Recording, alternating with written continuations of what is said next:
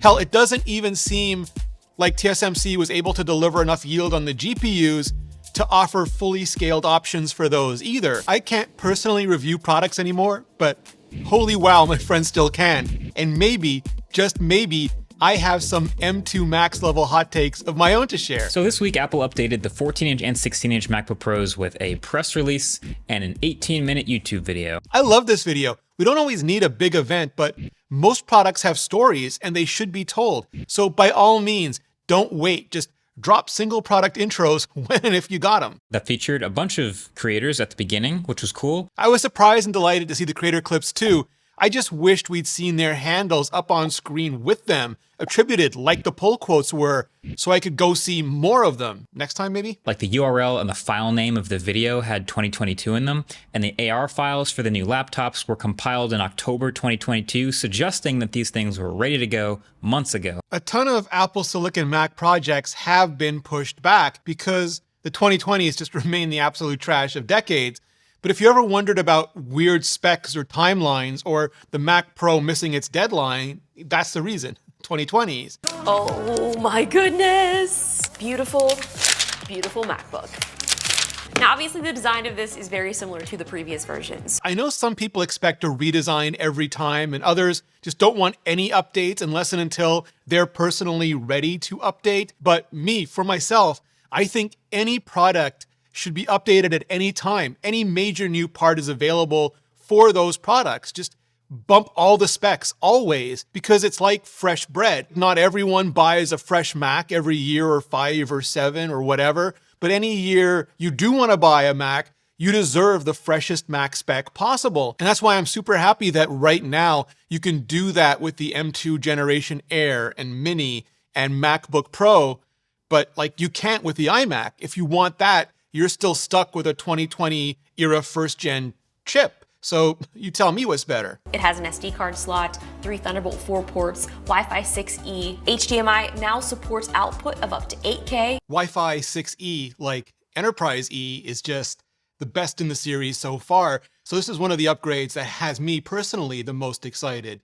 With HDMI, they've made almost every feature of the 2.1 spec pretty much entirely optional. So it's great to see that Apple has in fact gone to 8K, which means if you're like Marquez or Justine types, you can proof every pixel of your video before rendering it, and that's fantastic. I'm still mixed a bit on the ports because I don't use SD cards anymore. I use CF Express, and unlike USB-C, you can't dongle something like an SD card to other accessories, so it just sits there empty and mocking me even when I have a 4th USB-C device to plug into it, and I can't because I'd have to get a hub, which is like dongle on God mode. But I also realize for most people, having that kind of port built in is a convenience, at least for now. 836 and the battery life is officially at 7%, so I'm gonna plug it in so I can keep editing. Truly, I am incredibly impressed by the performance. Like M2 is seriously magnificent, especially on a baseline computer. I've done a whole video on the M2 architecture before, so I won't recapitulate any of the basics here. It's just great to see it in a bigger enclosure and with a full-on cooling system. So unlike the bursty MacBook Air, these MacBook Pros can sustain all that new perf, including the new faster media engines. It's just not gonna make that much of a difference for the kind of workload I'm doing. Going from 25 minutes to render a video on the 2019 Intel i9 MacBook Pro to like 5 minutes on the 2021 M1 Max MacBook Pro was the huge quantum leap forward for me. But also like with the Mac Studio M1 Ultra, getting that down to 3 minutes is more of a tiny little step. But for anyone who does larger sized, longer, or more frequent videos than I do, or just needs to do things like round tripping a client video in the shortest amount of time possible, those tiny little steps can be worth their weight in like gold pressed latinum. Apple is quoting now 20% more CPU performance and 30% better GPU performance. M2 Max and M2 Pro are still on the A15 generation of Avalanche and Blizzard CPU cores and GPU cores, just like the base M2, and not on the newer A16 generation Everest and Sawtooth cores, which is fine, like totally fine, expected. M1 was the same way. It scaled out cores and features from A14, it doesn't just take time to make new generations, it takes time to build out those generations as smartly and efficiently as possible, which is why they're also still on N5P, Taiwan Semiconductor's second generation 5 nanometer process, which again is the same as the base M2 and not N4 that A16 is fabbed on, or N4P, the even more recent fourth generation 5 nanometer process, which is also fine and expected, because in some ways, Taiwan Semiconductor is starting to hit process walls kind of like how Intel did almost a decade ago. Going to an actual next generation process like N3, marketed as 3 nanometer, is proving really, really hard and incredibly expensive. Hell, it doesn't even seem like TSMC was able to deliver enough yield on the GPUs to offer fully scaled options for those either.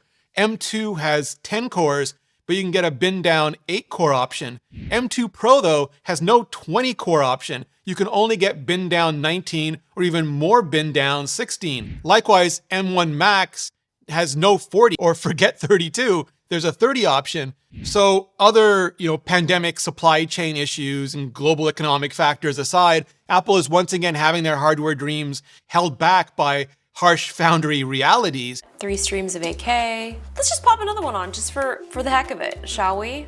4 streams of 8K running perfectly smooth. Can we go for a 4th? 5th? I am not good at counting. Which is why I think it's smart that they started shifting to off-core features and architectures just years ago already.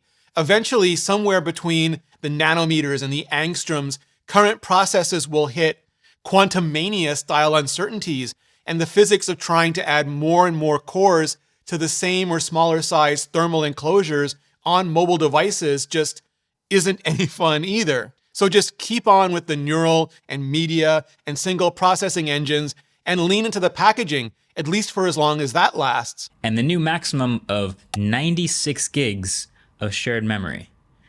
Shocker, this thing rips. The only thing I wish Apple would do is either stop offering the lowest spec storage option if it is going to be single channel and therefore only half as fast, or just clearly label it on the spec sheet so that people can make informed decisions about what they're buying. The bottom line for me is these look like absolutely fantastic machines for creators, especially editors and special effects artists. Am I getting one? Well, undecided, because my 16-inch M1 Max MacBook Pro is still perfect for my current needs, although I have been thinking of swapping it out for a new 14-inch because I do prefer the biggest display possible for Final Cut, but I'm also traveling so much more again, and being just a bit more portable is hugely appealing, including for people who just want to start off doing pro-er level kinds of work, including AI, which from generative art and stylized profile pics to text prompts, which were not used to write this video, but people are using to write other ones,